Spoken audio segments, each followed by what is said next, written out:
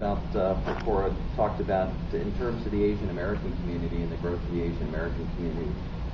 My dad was actually, there are a lot of things that he's known for, transportation, economic development, but there are a lot of things that he wasn't known for.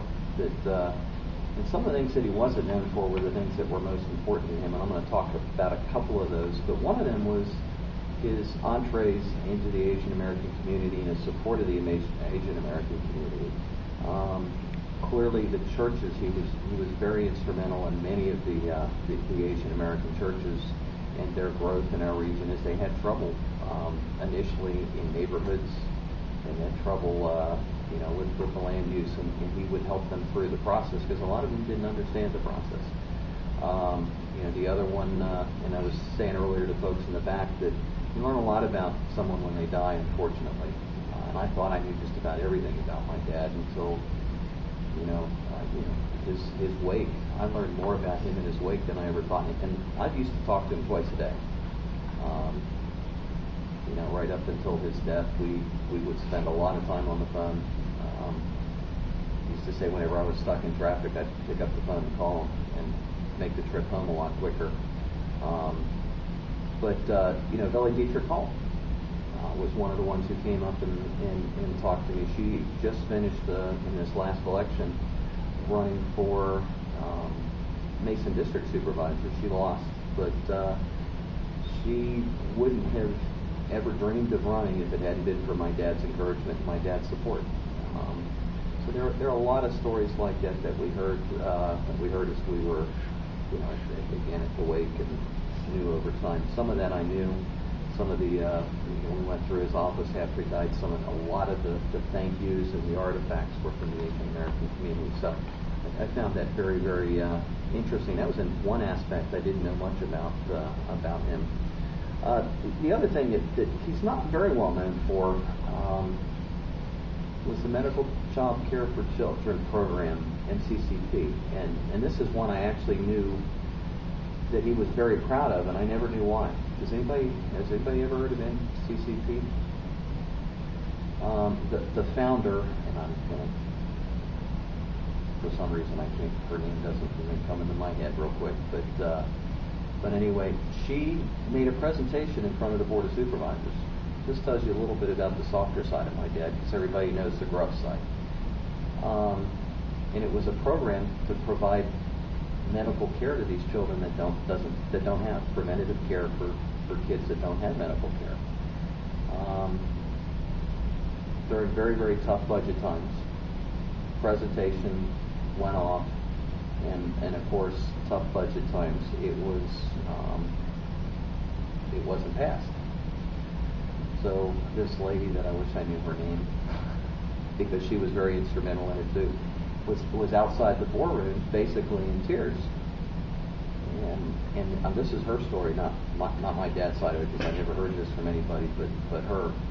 Walked up and said, he put his arm around her and said, call this guy in the morning and we'll get it taken care of. And she picked up the phone the next morning, called the individual. It was one of the better-known bankers, business leaders in the county. And he said, Jack's already called. He told me I got to pull together $200,000 for you. And they got this program called Medical Care for Children program. It's a public-private partnership run out of the county. It was run out of the county's Office of Public-Private Partnerships. And it provides, they signed on, Kaiser Permanente. They signed on Kaiser Permanente. They do fundraisers every year, and they are serving thousands and thousands and thousands of kids that don't have medical insurance. And this was all because of him getting involved personally in something he thought he believed in. And, there was never any big public press or fanfare. Well, he used to run to Lorton because he drugged me every now and then down to Lorton every time there was an escape, and he would be there. And all those stories are actually, he died for press. But this was one that he kept basically to himself, but was very, very proud of the program, but never told the story about how he really got it off the ground. They honored him, unfortunately, after he died as one of their founders and gave him a very, very nice award. But actually, MCCP now is being spun out as a private foundation. Hello, how are you doing? Good to see you. Finally made it. So that's one of the softer sides. The other thing that I found interesting, and this is another thing that he would go for press in certain areas, but then other times he wouldn't go for press. He actually pulled somebody out of a pond that was drowning. He was driving by one of the Burke ponds, saw somebody in trouble, got out of the car, got into the water, pulled them to safety. Fire department got there, and then he left, and the fire department wanted to give him an award. He said, no, that's part of your job. So as much as he would do those kinds of things and go for press, the press to him was a way to get his agenda accomplished. And he would use the press to get his agenda accomplished, but there were a lot of things that he did that were very, very important that didn't need the press. In fact, the press may have hurt MCCP. And he did a lot that he didn't seek recognition for. I mean, the good of it was enough for him. So I think that's something that I don't know that comes across in the book, but that a lot of folks don't know about him. Everybody knows about the Blue Ribbon Commission for Economic Development that he kicked off really the economic development of the county. When you talk to him privately, he will tell you he didn't do that. He got the right people together. One of the things that I've learned from him is if you want to get something done, you surround yourself by good people. And he had a knack, and he used to tell me, if you want to get something done, the key is to get the right people in the right room at the right time. And if you can do that, you can get just about anything accomplished. And that was one of his arts and his skills. And then what he would do then would be to take it and spin the press the right way to get it done. But he was artful at that. But the Blue Ribbon Commission, folks like Earl Williams that headed that commission, founded the EDA, set the 25% commercial tax base target to keep our taxes low in Fairfax County and grow good professional jobs. Transportation was another one of the things that he is known for, and is everybody knows that Parkway's got his name on it, but not many people know that he actually opposed the Parkway initially. How many people knew that?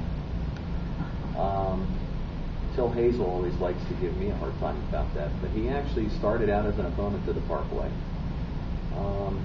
because there were a lot of residents that were opposed to it. He ended up becoming a believer in the Parkway. And in the early days of the Parkway, people were against it. I mean, we wouldn't be anywhere without it now. I mean, it's our lifeline. But I remember being in West Springfield High School with about 520 residents, if you can call them that wanted his head because he was pushing the Parkway. But those are a couple little things that people forget. In the early days, the Parkway was the bad thing because it was going through people's yards. They were, but he had the courage eventually to stand up and to fight for the Parkway, and it would not have been built without his support.